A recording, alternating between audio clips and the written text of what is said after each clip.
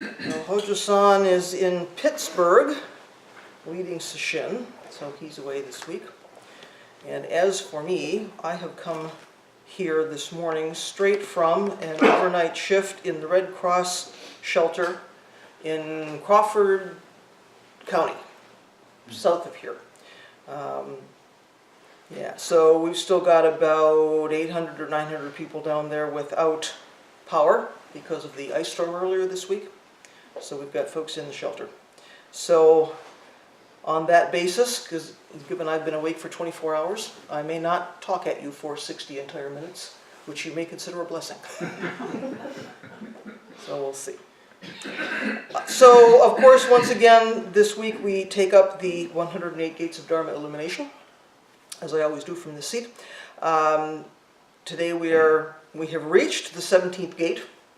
So you'll recall that this is a text which was included in the 12 fascicle version of Dogen's Shobogenzo. So he didn't write this thing, it was lifted and put in. But in my mind, he clearly thinks these things are important, or it wouldn't have somehow made its way into the Shobogenzo. So the 17th gate, abandonment is a gate of Dharma illumination, for with it we turn away from the 5 desires. So you'll recall we've moved into a part of this text now where we're talking about the 4 Brahma Viharas. And in the 3 previous talks that I've done, we've talked about benevolence, we've talked about compassion, we've talked about sympathetic joy, and now here we are at abandonment, sometimes translated equanimity. You might know what is equanimity. So again, cultivating these qualities, these Brahma Viharas, was said to lead to the arising of the mind of Brahmas, or loving gods, or to allow one to live with the gods, or live in a heavenly realm, right? So that's the point of cultivating these 4 qualities, or thinking about or practicing with these qualities. So again, abandonment is a gate of Dharma illumination, for with it we turn away from the 5 desires.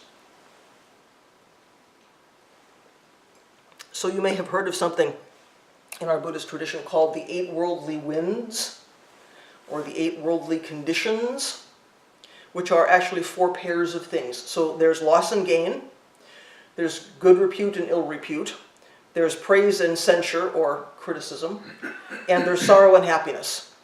So these 8 things are the 8 worldly winds. These 2 interesting dichotomies, interesting pairs. So this is the stuff that kind of swirls around us in our lives, pulls us off course, pulls us off balance, right? It's interesting, I think, that they are in pairs of opposites. There's definitely kind of a good and bad here, right? We have loss and gain, we have praise and criticism. So there's something we want, something we don't want, right? So it's an interesting sort of a positive-negative pair. So we chase after one of these things, we avoid the other thing. It's this basic craving and aversion, right? Here we are again, the basic stuff that leads to suffering. So it's another way to look at that. So equanimity is being calm and balanced and stable in the midst of the swirling of these 8 worldly winds. So these little tornadoes are going on all around us, and somehow we're not being blown over, right? We're able to stand up. We're able to be stable and solid, right? So Sagan is our master linguist of the Sangha, but I went ahead and looked this one up rather than putting you on the spot and asking you about, what equanimity comes from. So the English word equanimity, equal, right? And animus. And I thought that's interesting. I didn't pick up what that second word was until I actually looked up animus, which is mind or spirit. So isn't that interesting? Equal and mind or spirit. That makes sense. So we encounter these various things, these worldly winds, these, whatever the universe throws at us, with an equal mind or an equal spirit, looking carefully at what's going on, not looking away. We, or at least I, am always talking about, job 1, don't look away. So we're looking carefully at all of these things that are coming up, giving them equal attention, right? Accepting that they're there, not looking away, not immediately deciding to connect with this thing, throw that thing out, accept this, reject that, right?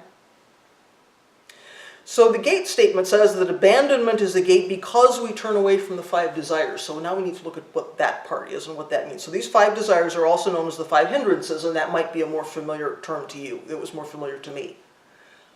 I started thinking about this and working on it, and 5 desires, and I went, oh, 5 hindrances, okay, now it makes sense, right? So these things are obstacles to tranquility of our minds. They're obstacles to our standing upright. not being blown over. So those 5, just to review, those 5 hindrances: sensory desire, so we're seeking happiness through something we experience through the senses, sight, sound, smell, taste, right? The second one is ill will, so this is all the kinds of thoughts related to wanting to reject stuff, right? All the hostility, the resentment, the hatred, the bitterness, all that stuff that makes us want to push something away and reject something and not have it part of our universe. That's the ill will piece. This sloth and torpor piece I always think is very kind of interesting, but it's this kind of, the body feels heavy, the mind feels dull, we're just not motivated, we just don't go forward. We're feeling sort of dragged down into this inertia. It's like being stuck in the molasses, right? Or stuck in the quicksand or something. Just, kind of settling into this unmoving, depressive kind of state. The fourth one is restlessness and worry. So this is our inability to just calm the mind, right? We're moving from thing to thing to thing, worrying about stuff. I have this, I don't have that, what's going to happen, right? So just, the mind never settles. This restlessness and worry. And the last one is doubt, which is a lack of conviction or maybe a lack of trust, right? It's just being unable to wholeheartedly trust, right? Or to commit to something maybe with a sense of conviction. So those 5 things: sensory desire, ill will, sloth and torpor, restlessness and worry, doubt, are our 5 desires, or our 5 hindrances. So along about gate 36, we're going to return to these 5 hindrances, and we're going to spend more time on those. So we've got another few gates to go. So I'm not going to spend a ton of time dissecting these things because we'll come back. But for today, we at least need to know what they are, because we have to figure how that relates to equanimity. What's the teaching around that? So the gate statement says that we turn away from sensory desire, ill will, all of those things. And that allows us not to be sort of thrown off in the midst of loss and pain, in the midst of good repute, ill repute, in the midst of praise and criticism and sorrow and happiness. And all of those things, if we turn away from the 5 sense desires, we don't get sort of tossed around by that stuff. That in turn creates the conditions for equanimity. So that makes sense, right? The ability to abandon picking and choosing and sort of needing to take a side. So we see how turning away from these sense desires can help us cultivate equanimity. So there's a lot going on in this gate. Golly, I think about all this, there's a lot going on in this gate. We've got 5 desires, and we've got 8 worldly winds, and we've got abandonment and equanimity and all kinds of stuff happening. But actually, we can see pretty quickly how these things are tied together. This is kind of not new territory, right? I mean, this is going to all sound fairly familiar as part of our practice.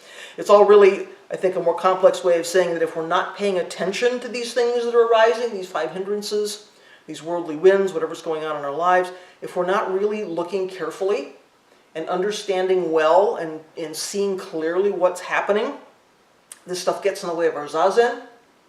It gets in the way of our settling down, which means it gets in the way of the rest of our lives.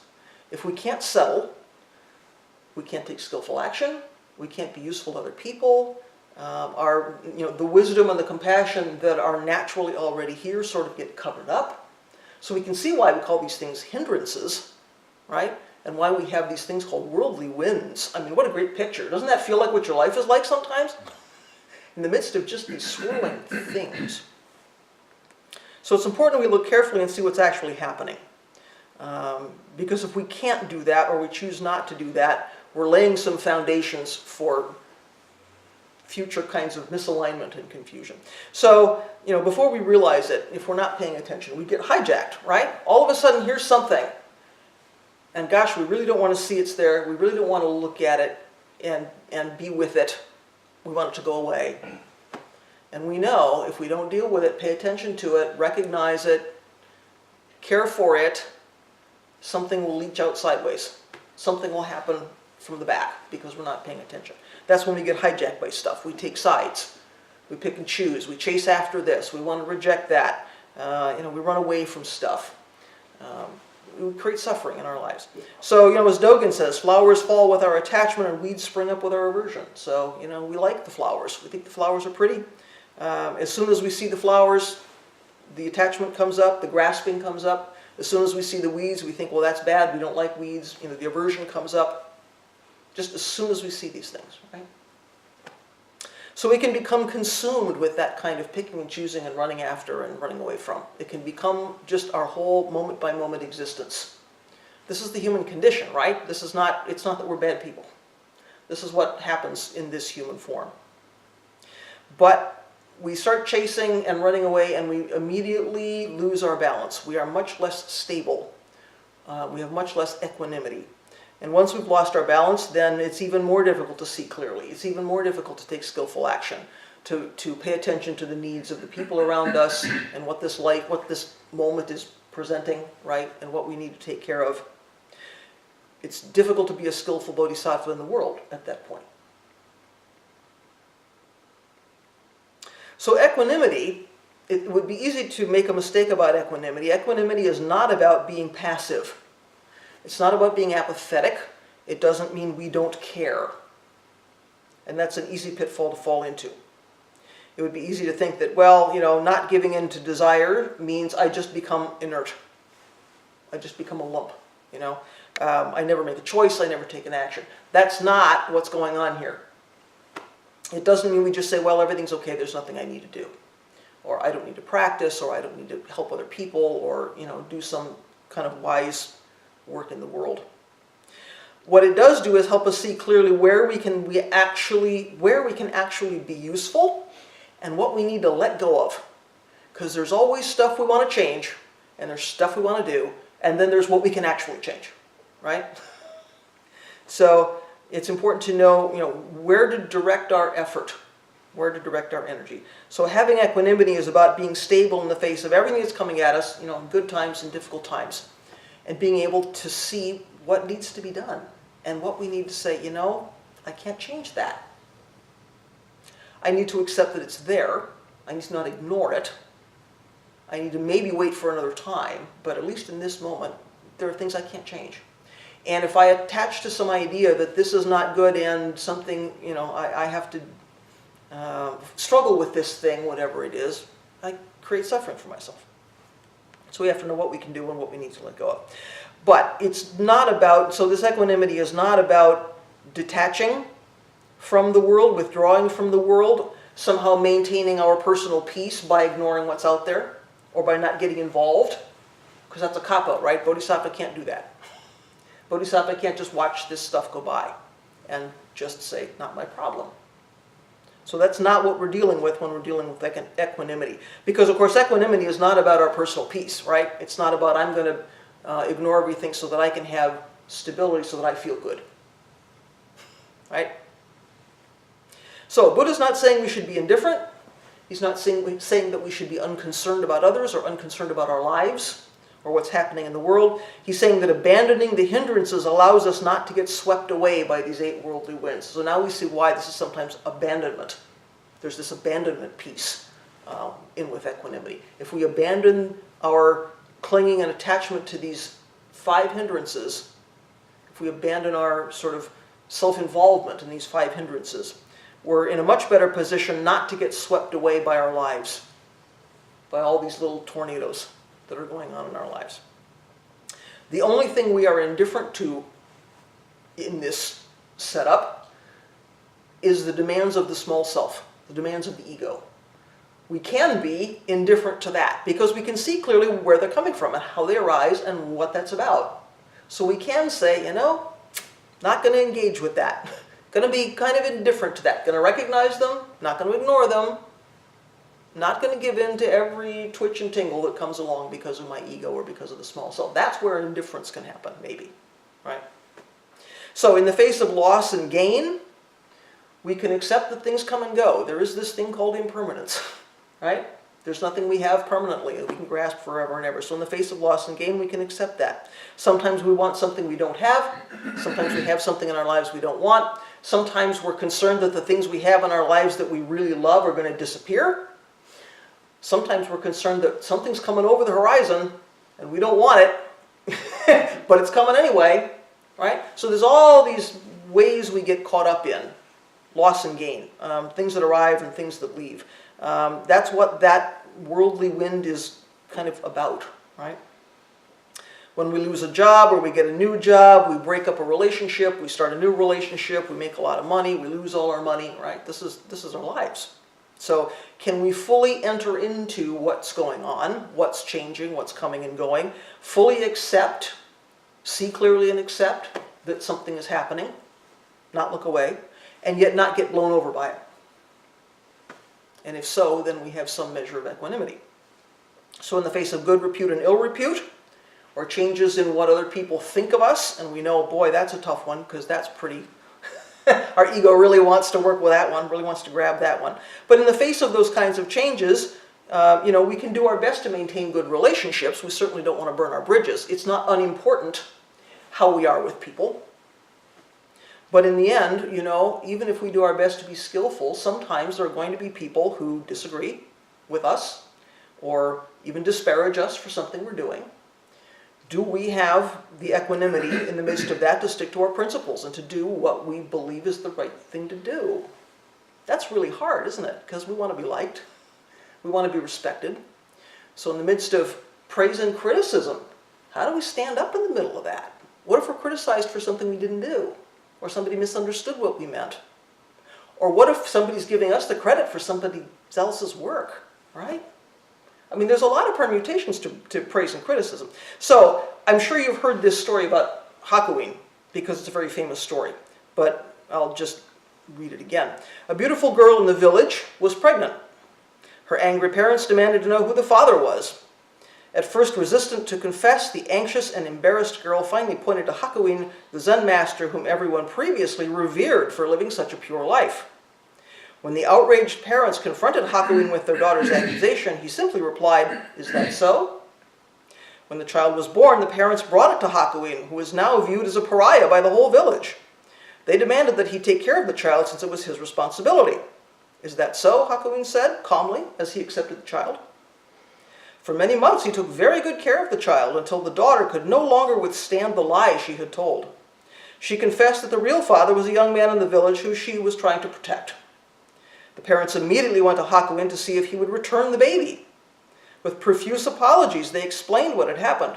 "Is that so?" Hoko said, as he handed him the child. So here's somebody very well respected in the village, didn't actually make a mistake, and yet in the midst of all of that, he says, here's a child, needs to be cared for.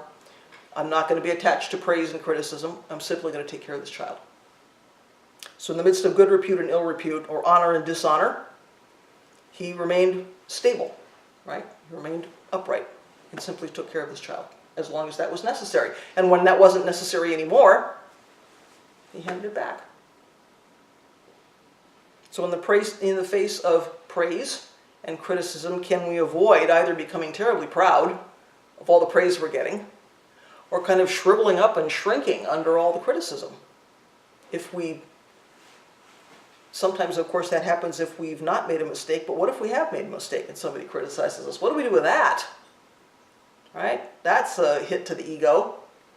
Can we take that in, learn from it, make reparations if we need to, and not just kind of shrivel up? Because that's an ego attachment as well, right?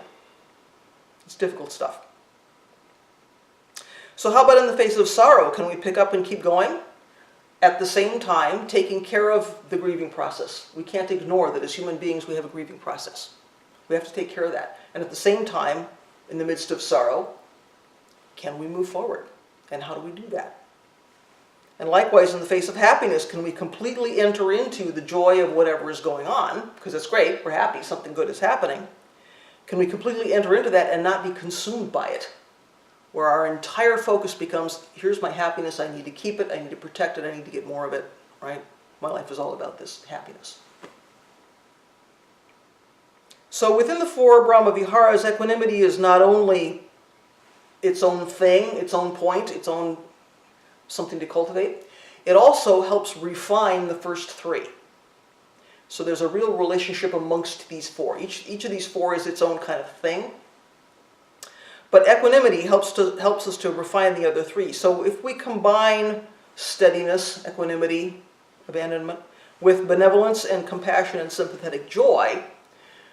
that helps us to wish all beings well and to enter equally into suffering and happiness and joy with all beings, rather than just the people we feel like entering into today, right? So regardless of our personal likes or dislikes, or the condition that we ourselves are in, we're able to enter into other people's joy, suffering, learning or discerning what they need, being in their space with them, being in their lives with them, regardless of what's happening here. We need equanimity in order to do that. So you might know Thanissaro Bhikkhu, who is a teacher who writes quite a bit from the Theravadan tradition. He says, when you encounter suffering that you can't stop, no matter how hard you try, you need equanimity to avoid creating additional suffering and to channel your energies to areas where you can be of help. In this way, equanimity isn't cold-hearted or indifferent. It simply makes your goodwill more focused and effective. So how about that? Our goodwill becomes more focused and more effective if we're stable enough to sort of apply it equally. Then we don't get caught up in, am I not a good person for helping that person? You know, or I'm worried about that I didn't do this or that, right? We can apply our compassion and benevolence and goodwill and sympathetic joy to all beings, which is, of course, what we want to do. So our interactions and our relationships with others don't kind of swing wildly back and forth. They don't depend on how we feel that day or what that last thing that person said to me or whatever, right? We can see all beings as equally worthy or deserving or needing our compassion, our sympathetic joy, our benevolence, our goodwill, right? So equanimity makes sure we can benefit all beings. So it's also, this equanimity has been described as freedom from all points of self-reference, which I think is really interesting. Equanimity as freedom from all points of self-reference, which means this is not about me. Again, this is not about I want to have a peaceful mind so that I'm not suffering, right? It has nothing to do with small self. So it's also been described as learning to put aside your preferences so that you can watch what's actually there, which I thought was also really helpful. If we have equanimity, we can put aside the picking and choosing and small mind stuff, and we can see what's actually happening.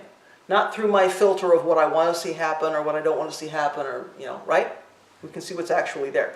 So this equanimity helps us take a step back and see that not everything is about us. Not everything is about our wants and likes and dislikes and desires and all of that stuff. So as soon as everything is about me, I'm subject to every whim and delusion and misperception that comes out of this small self. And as soon as it's not about me, I have the opportunity to see the rest of the picture, to take a step back or to look more broadly, or to have a wider perspective and to see the things that are not about me. So, you know, if we're caught up in all of this stuff, hijacked with all of this stuff that comes out of the small mind, I mean, when I just think about that, I can feel in my body that's an unstable, fatiguing kind of place to be, right? If you're constantly being thrown around by your life, that's really exhausting. It's really fatiguing because you're not stable. You're a bit unbalanced. So it's not a good basis for decision making, like what do I do today, or how do I help that person, or, right? I mean, it's hard to make any kind of decision about action. What's a good action to take? So Dogen wrote a waka poem about equanimity, and you might have seen this because Hojo-san has translated it. So the English of this is, whether summer or winter, the mountain of Koshi is free from discriminative thinking. It sees equally falling of white snowflakes or roaring of thunder. So you can find this on the Dogen Institute website. Please go look it up.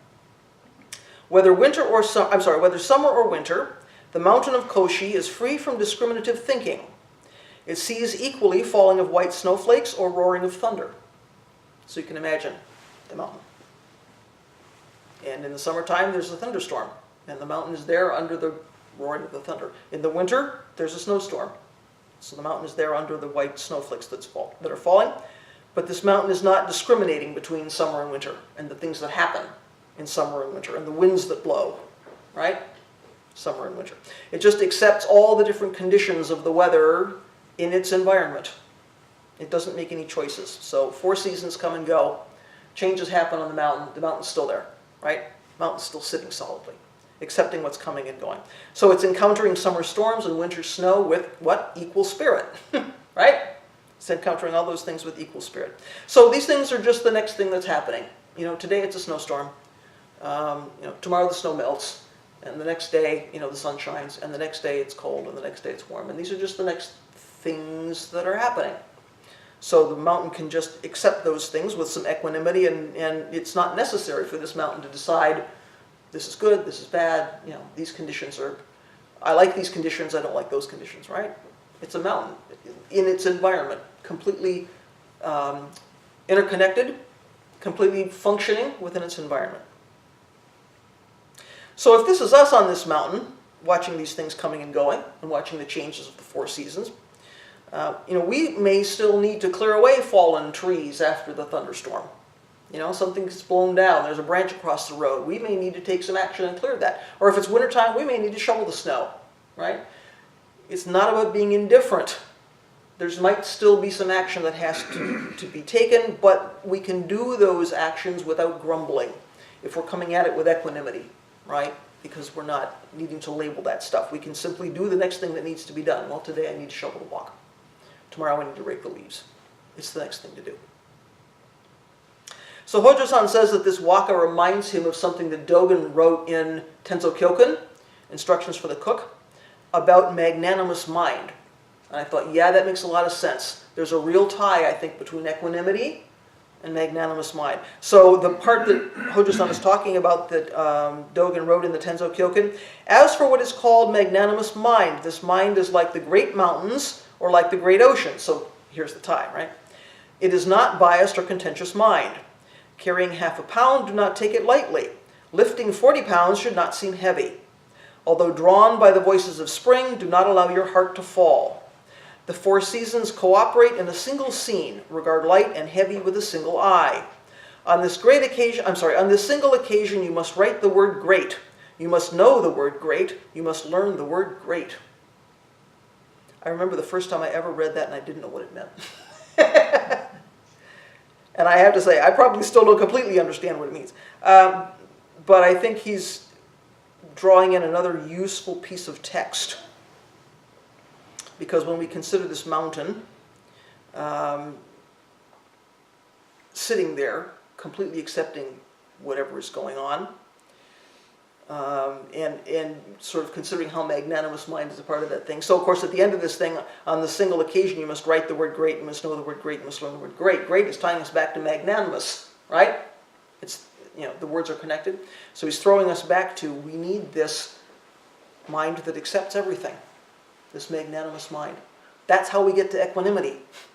Because we can't be cutting things apart and picking and choosing. We have to look with the greatest, widest possible perspective. And that's how I think we gain equanimity. So I think Dogen is sort of urging us or challenging us or something to deeply study what those words mean, great and magnanimous. What is that really about? How do we really enter into that? And I think Hojo-san is giving us a clue here about how we cultivate equanimity or abandonment by pointing us toward magnanimous mind. So, he's translated this poem about this mountain accepting everything. And now he's pointing us towards Dogen's teaching about magnanimous mind. So I think he's trying to help us make that connection, which seems to be very helpful. So if we enter into magnanimous mind, we see and accept 100% of this one unified reality, we're on our way to equanimity. Because we don't have the option to leave some stuff out. We don't have the option to reject some stuff and accept some other stuff. So you might imagine a time when you were caught up in one of the hindrances that we talked about somewhere in your life. Maybe you were worried about the outcome of something. Maybe you woke up one day and were feeling unmotivated or kind of listless, or that everything you were doing was pointless. Maybe you were feeling bitterness that your input about something was ignored or not asked or something. Somewhere in your life you were caught up in one of these hindrances. If you imagine yourself in that time, it was probably hard to see beyond two immediate stories, right? There's what you want, and then there's how things are really going. So if I'm, feeling bitter that my input wasn't, was ignored or wasn't taken in, there's what I wanted to have happen there. I wanted to be included, and then there's what really happened. which was somehow I feel like I was not included. So there's like two things. There's this, and that's all there is.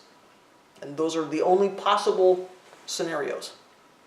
And it's easy, I think, to get caught up that way. One of those scenarios is good or feels nice. The other one is not good or doesn't feel nice, pleasant and unpleasant. So everything gets evaluated in terms of that dichotomy. If only this would happen, everything would be good. But because this happened, everything is not good. Right? And those are the only two options. So we accept one of those options, we reject the other one. Right? And that's it. It's like those are the only two choices. So there's actually a bigger world out there, in the world of magnanimous mind. Those two scenarios, those two perspectives are probably not the only possible perspectives. They're not the only ones that are out there. If we have some equanimity, we can accept all the possibilities and all the options for whatever that circumstance is without labeling and judging everything from a self-centered perspective. I might feel like I got left out of that decision, but there's probably some huge context going on there that I don't know anything about. Or at least there could be. There is the option for that to be true, right? There's some stuff happening there that maybe I wasn't even aware of. I see my friend looking very lazy, and maybe, that whole slothful thing has set in, and I go, nee. Well, maybe what I don't know is, that person's really not feeling well today, or that person just had a death in the family, or I don't know, right? There's more than two possibilities. There's, what we want and what we don't want, and that's all. So if we have some equanimity and we can enter into things, this bigger world of the magnanimous mind, we get to see all the sides of that situation. We get to see all the elements at play, or at least, in this limited human form, more of the elements that are at play. So if you're doing a jigsaw puzzle and you pick up a piece and you try it in the puzzle and it doesn't fit, you're probably not going to say, well, that's really a bad piece. I really hate that piece. You're probably not going to do that. What you're going to say is, oh, that piece doesn't fit. Right? So, you've determined that the piece doesn't fit, but there's no labeling and judging about this is good and bad, and I like this and I don't like that, right? It doesn't fit somehow. You're able to take action, try that piece, try another piece, but it's not based on what that piece means to you personally. I hate this piece, so right? Or I love this piece, I'm going to find it a home, whether it fits here or not. You're not going to do that, right? So it's not about what it means to you personally. It's based on what's needed in that situation. And that's how I think equanimity helps us to function, right? We can see how things fit. We can see what doesn't fit. We can see what the skillful action is. It doesn't come out of, how do I feel about that? Do I like it? Do I dislike it? So I think what's interesting about equanimity is it allows us to hold both of those sides of that dichotomy at the same time. And it's not about we're going to stand in the middle and make a compromise. It's we literally 100% hold both sides at the same time. There's some creative tension in there, I think, that can lead to some interesting stuff. But, so in the middle of these two things, we have loss and gain, and we have honor and dishonor. Somehow we're holding both of those things at the same time. In the middle of those two things, or in the middle of seeming chaos with these 8 worldly winds, running around, we can stand up straight in the midst of that, based on our practice. We can look around and say, what's happening here? What do I need to do? We can see that these two things we're holding are not actually separate. It is not necessarily that one is good and one is bad. They may be two aspects of the same thing. You can make the argument that loss and gain are not necessarily negative and positive. Gain is not always good. Loss is not always bad. One of the points I've had to make with our board, who are a lovely set, board is a lovely set of people, and the default in many organizations is all growth is good. And so when board members say things like, we really need to grow the Sangha, we need to increase our participation, I have to say to the board, growth is not an unmitigated good, because where would I put them? Our building isn't that big. We can't get more people into a Genzo Way. If you were here for the November Genzo Way, we were using every mat, every cushion, and every square inch of wall space. We had 25 people in here for 5 days. So, growth in that case is not an unmitigated good. Gain is not necessarily the good and loss is the bad. There has to be, how does the puzzle piece fit? Right? Or we can't take care of people. If we had more than 25 people, we couldn't have taken care of them. We barely managed with what we had. So, gain is not always a good thing. Loss is not always a bad thing. So how do we hold both of those things and not judge and see where the pieces fit and try to do the right thing so that everybody gets taken care of and everybody gets what they need?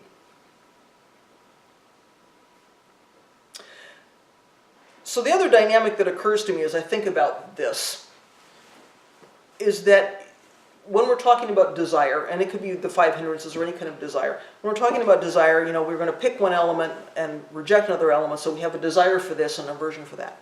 In addition to that, I think there's frequently another desire which we don't recognize and we don't acknowledge, and that's the desire to avoid ambiguity. It's really hard not to make a choice because it feels like we're out of control.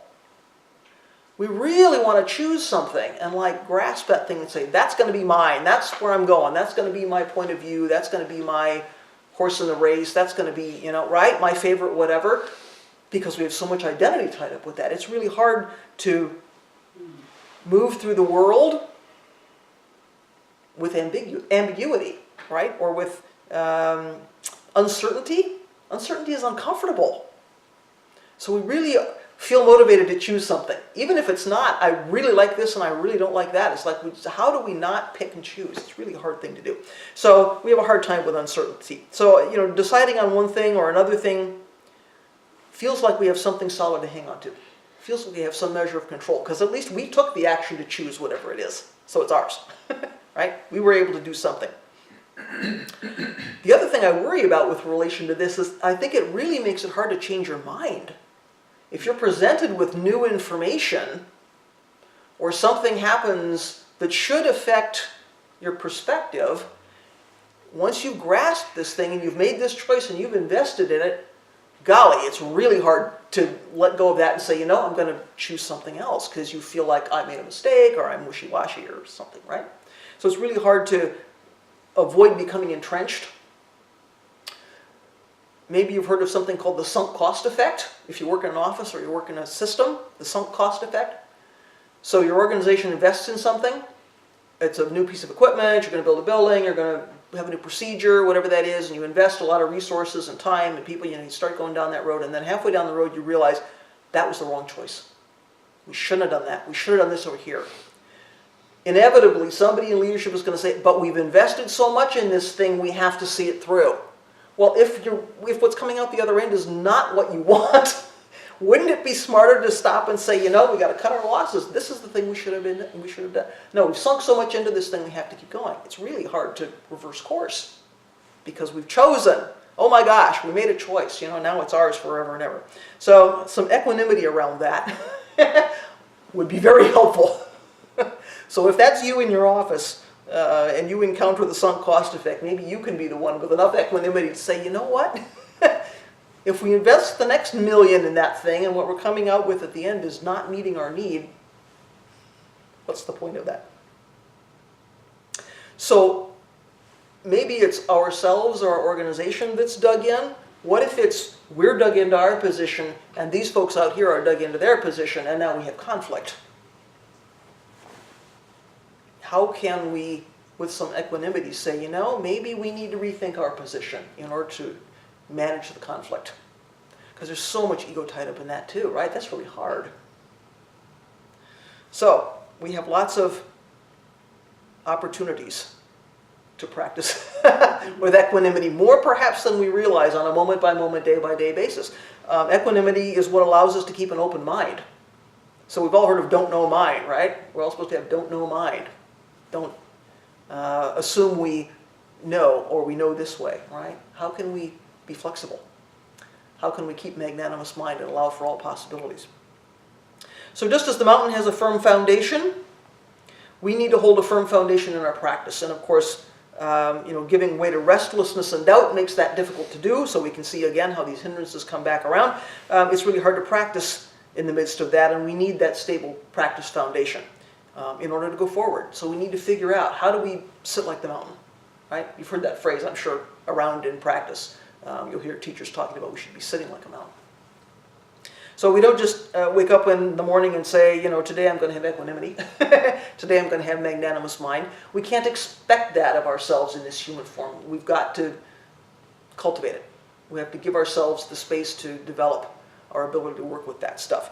Of course, that comes from deeply understanding the nature of impermanence and the nature of no self and how causes and conditions work and, you know, how the universe is functioning and what's in front of us right now. And of course, that deep understanding comes from some kind of regular committed zazen practice, right? We've got to get on the cushion and just sit like the mountain. It's a fine container for cultivating equanimity, magnanimous mind, stability, right? There's a reason we have phrases like sit like a mountain, you know? I mean, just imagine yourself sitting zazen, you're even in the right shape. There's a reason the posture focuses on stability. I mean, when you think about that sort of three-pointed stability, right? Your bum is on something and both knees have to be down if you're sitting in a cross-legged position. Why? So that you're stable. Because if your body's not stable, this never becomes stable, this never becomes stable, right? How do we get to equanimity? So zazen is a wonderful opportunity to sit in a very stable way and to just exist in a very stable way and to cultivate that equanimity and that strength. So, you know, the mountain has strength and the mountain has dignity, and this mountain is also completely natural because it's simply doing what a mountain does. So when I imagine Hojo-san, think about Hojo-san's translated poem, and you imagine the picture of the mountain. That mountain is not doing something mountains don't naturally do, right? So equanimity has to be natural. It's not something we're going to put on. It's not something we have to acquire. It's not about suppressing our thoughts and feelings so that we can appear to be calm, right? If we're suppressing, we're pushing away, we're ignoring. That's not what this practice is about. We completely enter into those things so that we see very clearly what's happening so we don't get tossed away by them. So it's, you know, we're making some effort not to have clouded judgment and to see clearly. But that's not about I'm going to grasp something and put it on here, which is a mask, right? Or a persona that I'm somehow going to develop, which isn't me. This is not about being inauthentic, because that, not only would it not be helpful, if we're really suppressing emotions, we've got some well-being issues, right? That's not what we're trying to do here. So it's not about adding something that's not already here. Equanimity is the natural outgrowth of seeing how the world actually works, seeing through our delusions and our desires and letting go of our cravings and our aversions and doing what the mountain does when the weather goes by, right? I think it's a great picture. So just like so many wholesome qualities, this equanimity, I think, is there if we just get out of our own way and we tap into our own wisdom and compassion and try to live from that place. We have stability. It's already there. So what would you folks like to talk about? I did manage to fill most of an hour. What would you folks like to talk about related to stability, equanimity, hindrances, whatever's bubbling in your practice?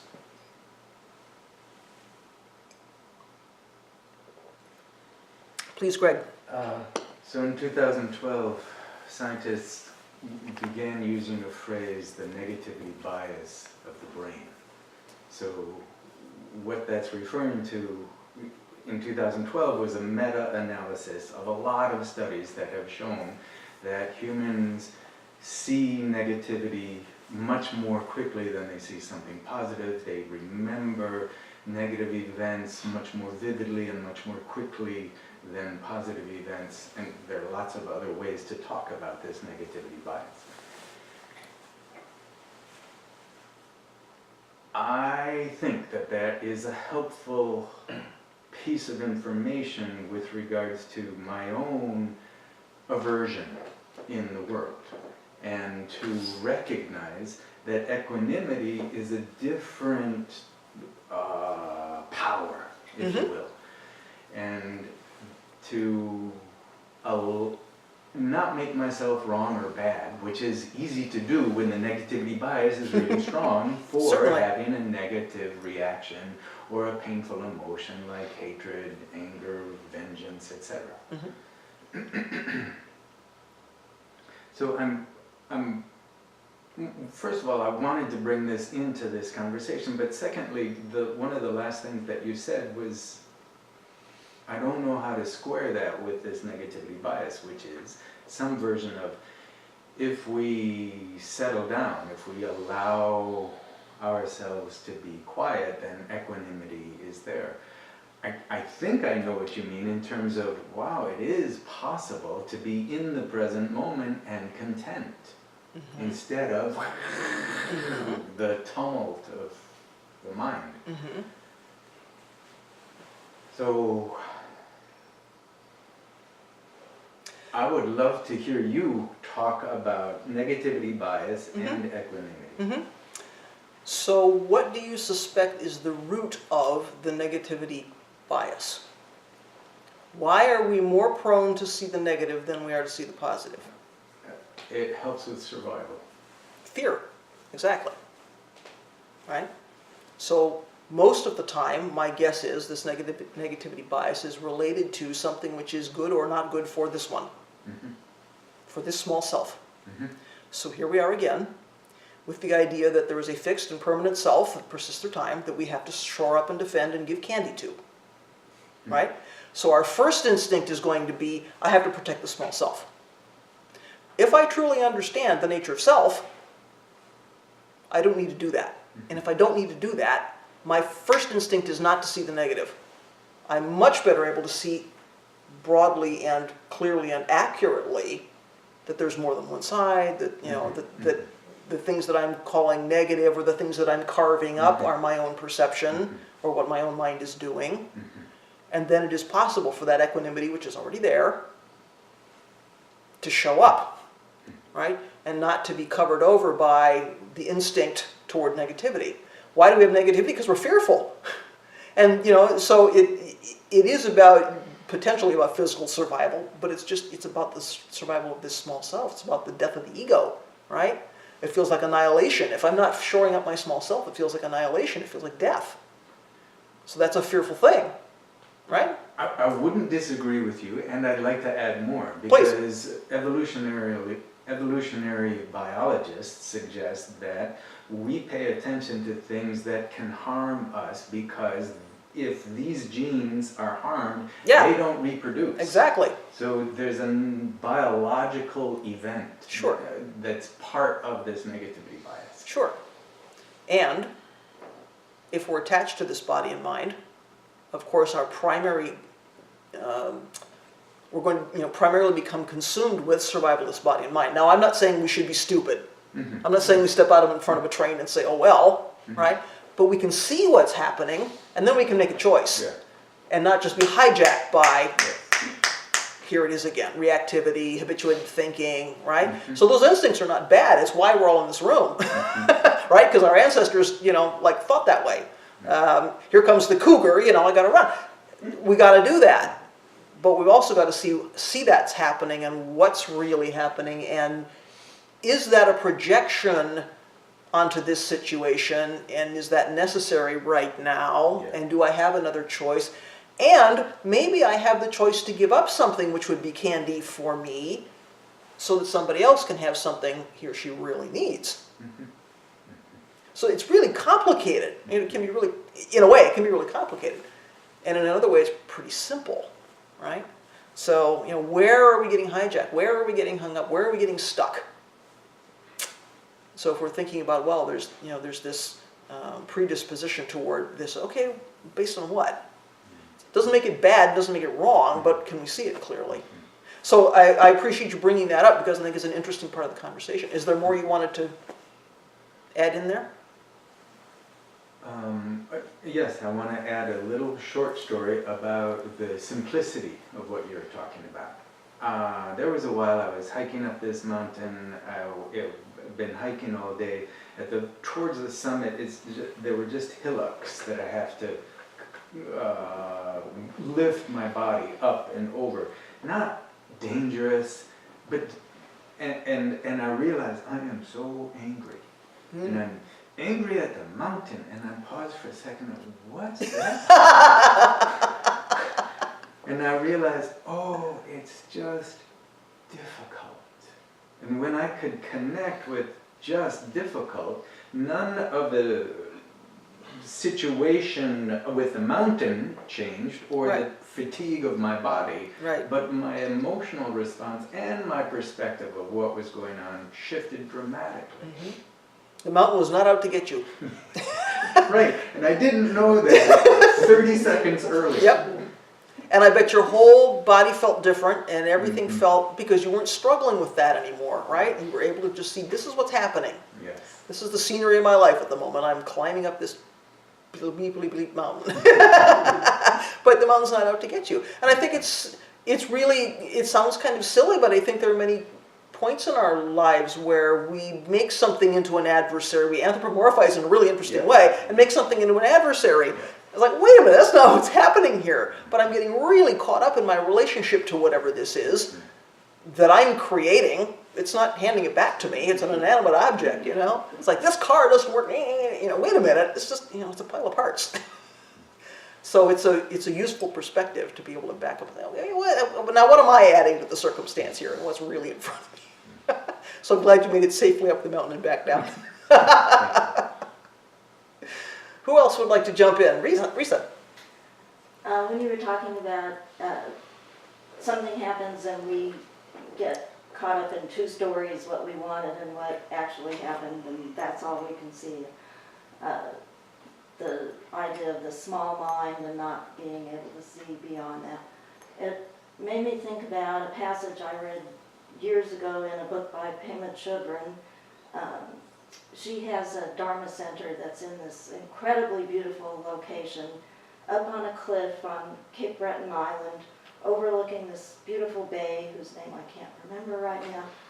But she wrote about how people can be there and be so caught up in whatever they're caught up in that they can walk outside and not even see it.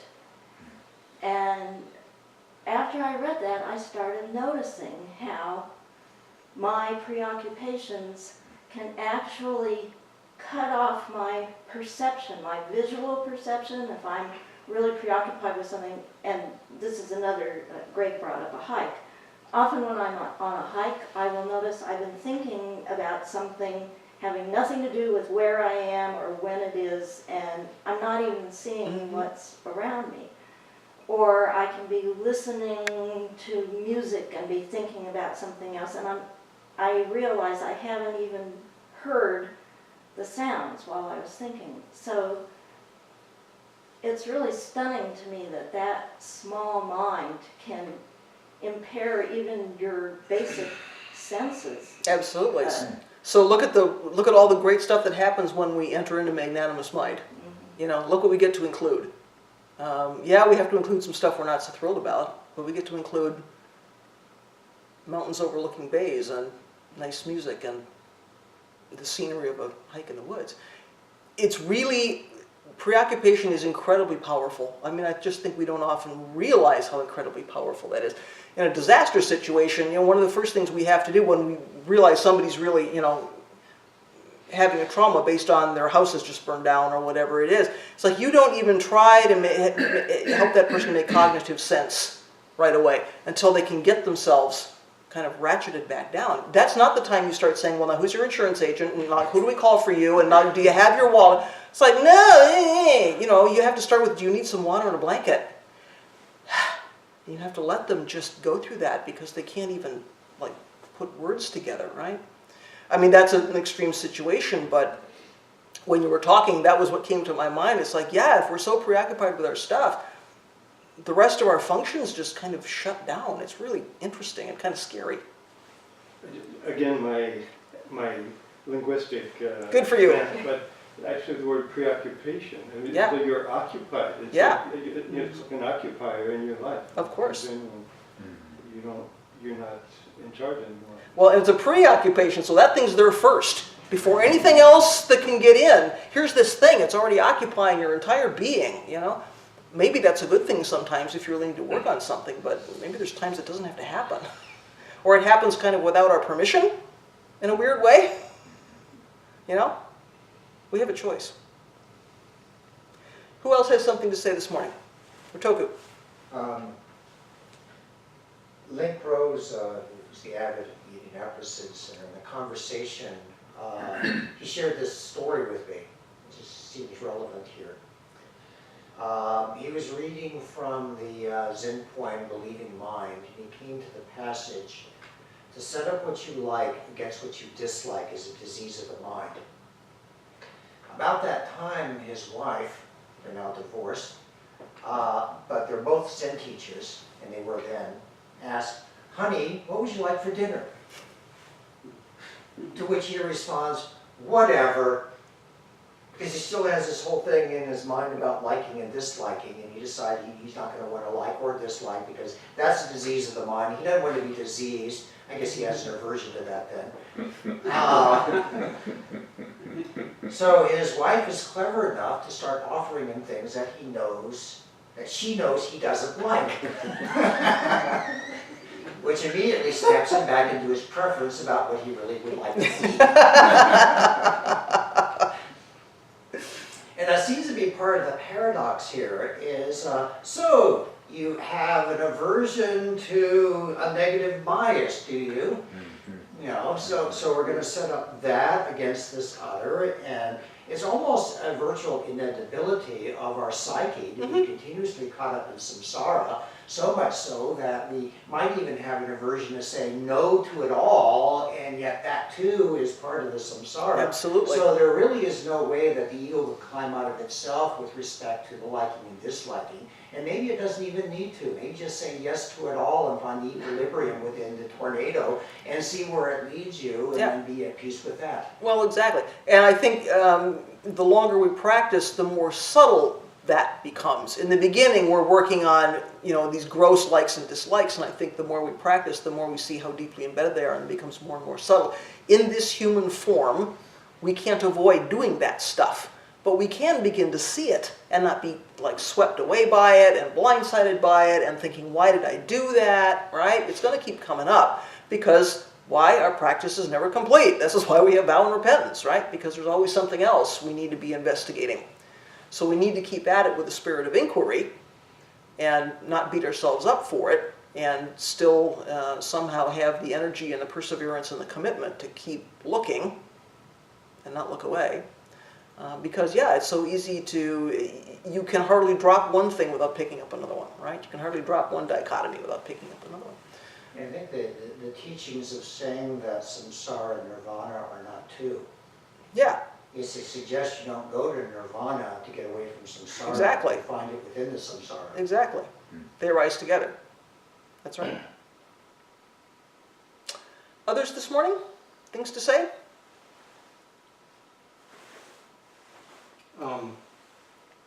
Way back when I was a young kid and I started practicing Tibetans, the Lama said that this was mind training.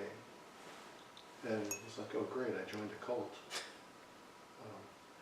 But as I've said over the years, one of the things that I've noticed is the correlation between mind and body, you know, the psychological aspect, thinking, feeling, action. That's all good in the head, but as you sit, you actually see the relationships. And one of the things that I've been seeing in probably the last 10 years is the correlation between thinking and feeling and thinking. Mind-body is not different. So when I do experience stress, and which is as of late, which is high, extremely high, I can see the bodily reaction. And the problem I have, this is all well and good to talk about negativity and equanimity and trying to be aware of it. But when you're in the midst of it, it's very difficult to see it. And even worse, when the body takes over, you know, you try to befriend it. But it's one of those nagging friends that you have no temper for. And so, I mean, the best example I can give you is an addiction example, coffee. I readily, anyone goes to my Instagram page, there are two primary things I have, Zen and coffee. And I readily admit I'm addicted. If I don't have coffee by noon, I get that traditional withdrawal symptoms to where, comedy-wise, you know, the person gets angry. And there are times on the weekend to where I will prolong my morning to where I'm getting coffee at noon, 1 o'clock. And so I find it interesting that as I'm waiting in line, you can smell the sweet coffee, the aroma. You have this anticipation coming, and then someone's taking their time in the line, and you're 2 people back. And you just want to wring their necks. And you feel the bodily reaction to it. And every nerve in your body and mind wants to strangle the people in front of you so you can get that sweet, sweet relief of caffeine. As a Zen practitioner, I know this. I see this. I'm aware of this. Then I go, oh, there's my addiction again. That in no way, shape, or form alleviates my desire to strangle those people. That's right. And That's right. so as we sit and talk about this, and I think about work and the stress and the massive amounts of stress and the release of cortisol and no sleep, that comes to mind. And the only thing I can respond with this is I'm still trying to figure out skillful ways to see the equanimity of it all. I know just from sesshin examples, this is just another task to do. This is just something I have to get through.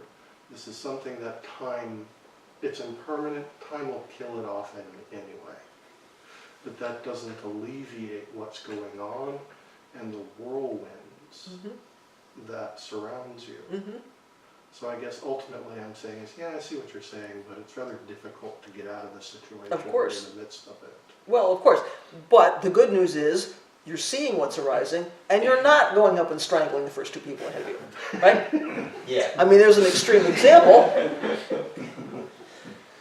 But yeah, especially as you say, when the body takes over, so physiology starts to take over.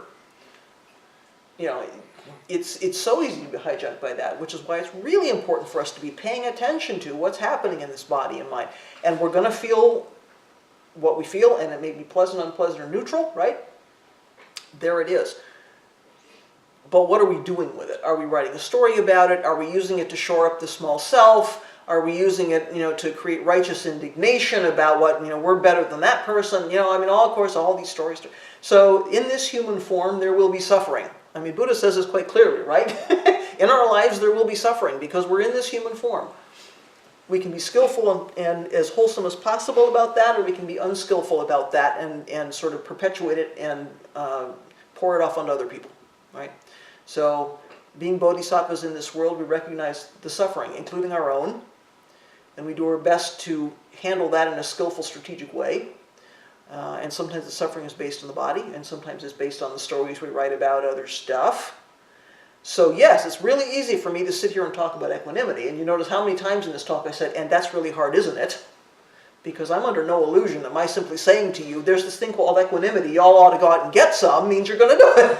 And that you can do it like turn it on, right? Because as I even said in the talk, you can't wake up in the morning and say, today I'm going to have equanimity. It's a moment-by-moment practice, just as all the rest of our practice is a moment-by-moment practice. In this moment, we have some equanimity. We're sitting in a stable way. We're comfortable here. We're amongst friends, In this moment, everything's fine. And in the next moment, who knows? In the next moment, oh, that reminds me of something that makes me feel, stress in my body. And now maybe I've lost a little of my equanimity. This is the dance we do, right? As bodhisattvas, somehow we agree to take that on and to have the courage to feel what's happening and to do our best with it and to, A, not get blown over by it, and B, not pawn it off on somebody else, right? So sometimes the way we alleviate suffering or work with our suffering or are skillful with our suffering is simply not to perpetuate it. Even if we can't remove all the suffering of the world, at least we can keep our own stuff perhaps from leaking onto other people. And I think that's what your practice is in that moment, is to simply feel what's happening, recognize what's happening, not look away from it, because it would be easy to ignore it, right? Because this is an unpleasant feeling in my body and mind. I don't want to think about this. No, we can't do that. We've got to look at it and say, here it is again. I'm not happy about it, but here it is again, And And what am I going to do about this? Am I going to take some action based on this? Can I just contain myself for another 10 minutes until I get that cup of coffee? What am I going to do about it? We have a choice. Because if we're not paying attention, we get hijacked. Then we just have habituated thinking. Then we just respond to something. Skillful or not, who knows? So our practice allows us to slow down, take a step back, and say, well, what's actually happening here? Now, what am I going to do with it? Right? Not easy. It's a lifetime practice. So we go to Ryakufusatsū and we do repentance and we try again. It's in there. Equanimity's in there. We just have to get out of our own way. What else would people like to say this morning? If I'm ever ahead of you in the coffee line, just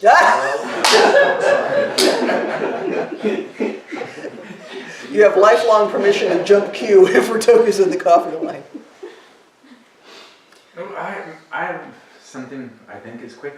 So I was talking with a neuroscientist yesterday who was talking about the horrible circuit, which is a circuit in the brain that's got a neural pathway where a person feels horrible.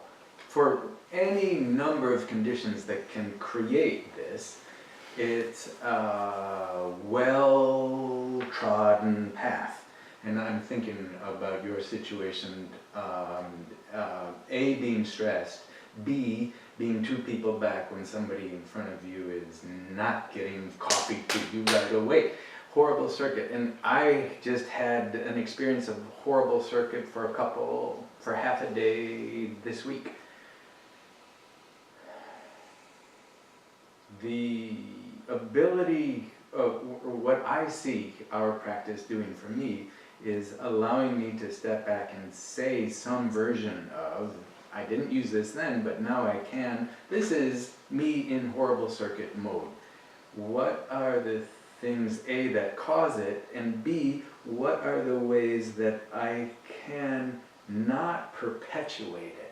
Which thoughts add to that? Which is not that easy because the horrible circuit is so deeply grooved that the thoughts that add to the foment, add to the fire of the difficult emotions are so ordinary and so normal, they're hard to see. Of course.